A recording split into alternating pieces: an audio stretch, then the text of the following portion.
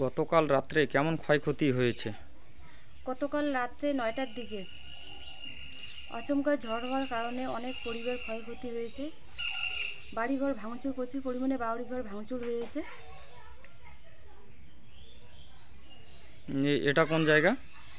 এটা মাথাঙ্গা 1 ব্লক অন্তর্গত নয়ারহাট গ্রাম পঞ্চায়েত, দেবত্র পানিগ্রাম। আপনার নাম? আমার নাম রঞ্জনা রায় বর্মন, নয়ারহাট গ্রাম পঞ্চায়েতের উপপ্রধান। ঝড়ে কতগুলি বাড়ি ক্ষয়ক্ষতি হয়েছে? ঝড়ে 10-12টি পরিবার ক্ষয়ক্ষতি হয়েছে। এই বার্তাটাই আমি বিডিও এবং সরকারের কাছে নিবেদন যে ক্ষয়ক্ষতিগ্রস্ত পরিবারগুলোর পাশে দাঁড়ানোর আমি বলছি, আমি নিবেদন করছি।